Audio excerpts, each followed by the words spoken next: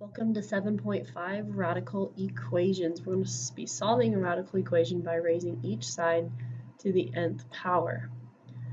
So the steps to solve are to first isolate the radical. So we want to get this square root of x by itself.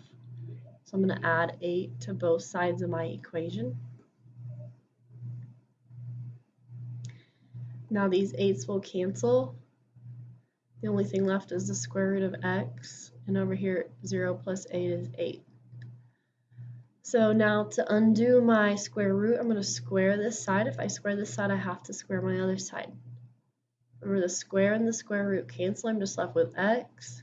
8 squared is 64, but we always want to check our solution. So we're going to plug back in 64. So I get the square root of x minus 8 and see if that equals 0. Well, the square root of 64 is 8, and 8 minus 8 does equal 0, so x equals 64 is our solution. Down here, same thing. I want to get my radical by itself, so I'm going to subtract 6 on both sides of the equal sign. Those will cancel. Get the square root of 3x equals negative 6. Once I have my square root isolated, I want to square this side, and I have to do it to the other side. My square and my square root will cancel. I'm just left with 3x. Negative 6 squared is 36. I'm going to solve for x, so divide by 3. My 3's cancel, and I get x equals 12. I want to check this, though. So I'm going to plug 12 back in for x. So the square root of 3 times 12 plus 6. See if that equals 0. Well, 3 times 12 is 36. Square root of 36 is 6. And 6 plus 6 does not equal 0. So x equals 12 is what's called an extraneous solution. So the real answer to this is no solution. This is a good example of why we need to go back and plug it in, because there could be no solution. Same thing, except now we have a cube root. So again, we want to isolate our variable, or sorry, our radical. So we're going to add this 2 on both sides. That way they'll cancel, and I'll just be left with the cube root of 2x plus 1 equal to 5. Well, to undo this cube, I can't square both sides. I'm going to have to cube both sides. I'm going to raise it to the third power. There's a cube root and a cube cancel. So I have 2x plus 1. 5 cubed is 125. I'm going to solve for x. Subtract 1. Divide by 2. Our 2's will cancel, and x equals 62. I want to check this answer, though, make sure it comes out okay. So plug it back in. The cube root of 2 times 62 plus 1 under the radical minus 2. See if that equals 3. 2 times 62 is 124 plus 1 is the cube root of 125. Cube root of 125 is 5. 5 minus 2, I know that's 3. So as soon as it checks out to be okay, I want to box in my answer, x equals 62. Now, an equation having 2 radicals. So I'm going to make sure this one's isolated. And now that it's isolated, there's no other terms with it. I'm going to square this side. If I square one side, I'm going to square the other. Square and a square root cancel, so it's 5x plus 3. Over here, a square and a square root cancel, I get x plus 11. Now I just need to solve for x, so I'm going to try to combine like terms. I want to get my x's on the left, so I'm going to subtract this x over so that it cancels. I'm left with 11 over here. I can only subtract the x from the 5x, those are like terms, so it's 4x plus 3. Now I'm going to move my 3 over, so I need to subtract it. 4x equals 8. Last step to divide by 4. and x equals 2, but I want to check this by plugging it back in. So the square root of 5 times 2 plus 3, is that equal to the square root of 2 plus 11? So I have 10 plus 3, that's the square root of 13. Over here, 2 plus 11 is 13, so square root of 13 does equal square root of 13. That means 2 is a solution. Okay, here I have the fourth root. So I want to isolate a radical. I'm going to isolate this one. So I need to move this guy over. The second radical, it's positive, so I'm going to subtract it. It's the fourth root of 2x minus 5. If I do it to one side of the equal sign, I have to do it to the other side of the equal sign. These guys will cancel, they'll zero out. I'm just left with the fourth root of 3x. 0 minus the fourth root of 2x minus 5 is a negative fourth root of 2x minus 5. Okay, now that my radical is isolated, and it's the fourth root, I'm going to raise this side to the fourth power so that the fourth root and the 4 will cancel. If I do it to one side, I need to raise the other side to the fourth root. So on the left, I'm left with the 3x. On the right, my fourth root and my fourth power cancel.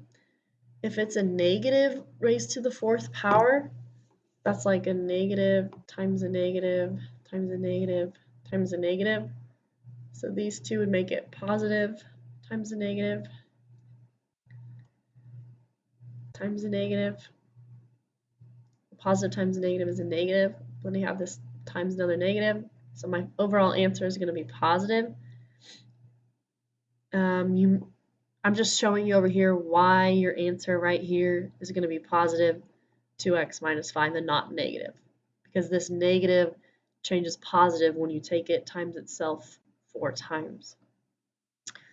So now that I got rid of my radicals, I'm going to solve for x. I want to collect my x's on the left. So subtract 2x, drop down the negative 5. 3 minus 2 is 1x. So x equals negative 5. But I need to check this. So I'm going to plug it back in to the original equation, which is the fourth root of 3 times x plus the fourth root of 2 times x minus 5 equals 0.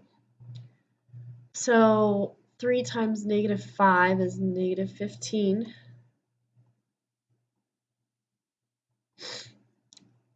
And under this fourth root, I have a negative 10 minus 5, so that's a negative 15.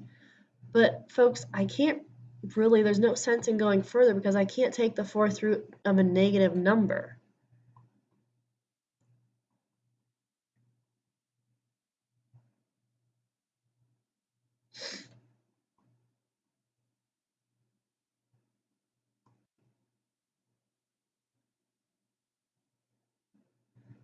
And because I can't take the fourth root of a negative radicand,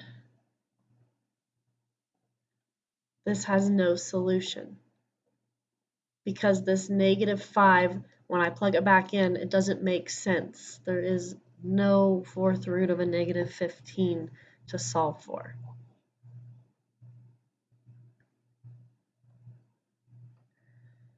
Okay, so an equation that converts into a quadratic equation is another type of problem that you're going to see.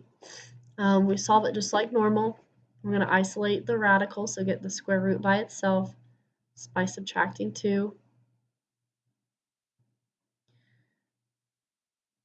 X minus 2, I can't combine those aren't like terms, so I just write it as x minus 2. Now that my radical is by itself, I'm going to square both sides. The square and the square root cancel to give me x. Now this guy is the same as x minus 2 times x minus 2, right? That's what squared means, take it times itself. So if I do that, I'm going to FOIL. get x times x is x squared, x times negative 2 is negative 2x, negative 2 times x is negative 2x, and negative 2 times negative 2 is positive 4. So this would simplify, this right-hand side is going to simplify to x squared minus 4x. Okay, combine these, plus 4. All right, I've simplified that, but I notice that I have an x squared. This is leading me to believe it's a quadratic equation. So what I'm going to do is write it in general form.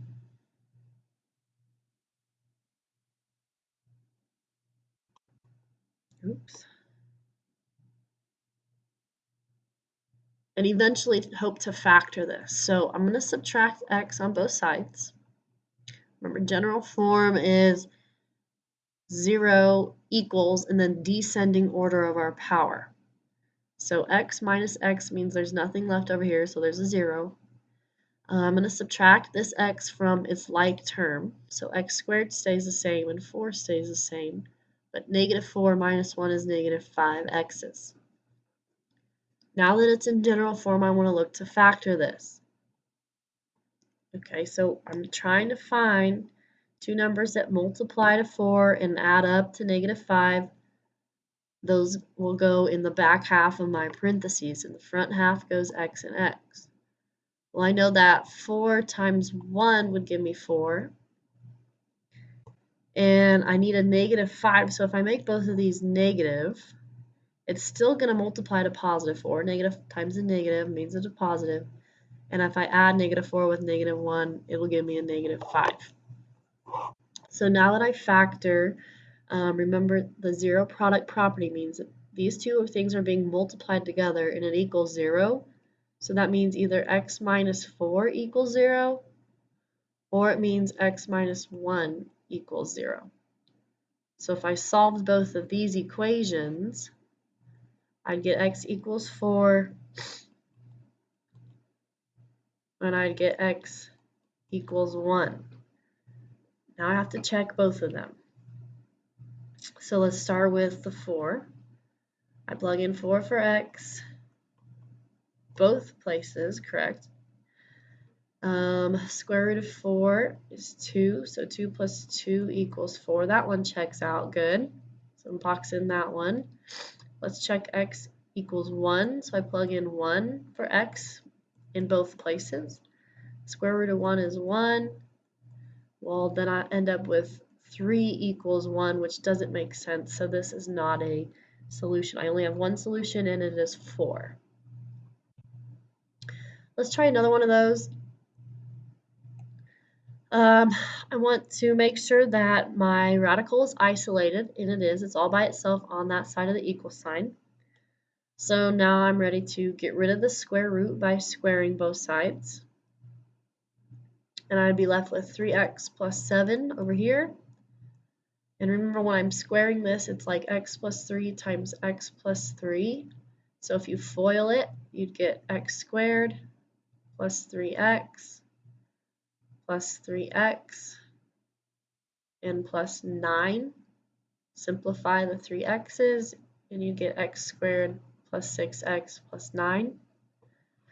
Write it in general form, so subtract 3x on both sides, and also subtract 7 on both sides. That way this adds up to be 0. 6 minus 3 is 3x's. 9 minus 7 is 2. I'm going to try to factor this, so two numbers that multiply to 2 and add up to 3 would be 2 and 1.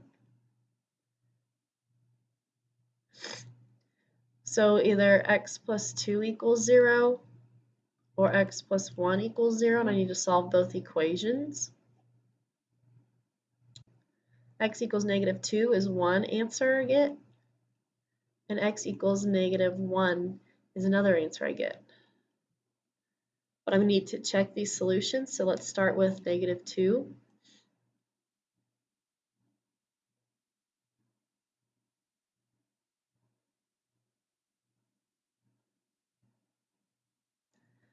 Negative 2 times 3 would be negative 6, plus 7 would be 1, so the square root of 1. A negative 2 plus 3 would be 1, and that would check out. The square root of 1 is just 1, so go ahead and box in that answer. Let's check in negative 1. 3 times negative 1 plus 7 under the radical, does that equal negative 1 plus 3? So I have a negative 3 plus 7, that would be 4. Negative 1 plus 3 would be 2, and that's true because square root of 4 is 2. So I can go ahead and box in this answer. So this one has 2 answers actually. And that's okay, that's going to happen if you ever have a quadratic or an x squared equation. And the last slide, repeatedly squaring each side of an equation. So we want to make sure that this radical is isolated, which it is. So since it's isolated, we're ready to get rid of the square root by squaring both sides. So I'm left with 3t plus 1, because the square and the square root cancel, equals this item squared. Now if it's squared, I want to make sure I go ahead and FOIL it. So 2 minus the square root of 3t times itself. So FOIL, so first 2 times 2 would be 4. Outer, my 2 outside ones. A 2 times a negative square root of 3t would be a negative 2 square roots of 3t. Inner, again I have a 2 times a negative square roots of 3t, so negative 2 square roots of 3t. And last, a negative times a negative would make that positive. And it's times itself, right? It's the square root of 3t times the square root of 3t, so that's like squared. So if I'm simplifying this, I can combine those, and also I have a square and a square root. I know those cancel each other out. So this simplified, after I FOIL it, I have a 4. Combine these, that's negative 4 square roots of 3t. Remember, those are like radicals. They're both square root, and underneath the radicand, the 3t is the same. And over here, my square and my square root canceled to leave me with a positive 3t underneath the radical. All right, now I still have a radical in my problem. Remember, I'm trying to get rid of all the radicals. So I want to isolate this guy. So to do that, I need to get rid of the 4. He's positive, I'm going to subtract him. I also need to get rid of this 3t. He's positive, I'm going to subtract him. These guys will cancel, and I'm just left with a negative 4 square root of 3t. My 3t minus 3t, that will cancel, but 1 minus 4 will give me negative 3. So here's my radical term right here. And if I want to get rid of this, I need to square it.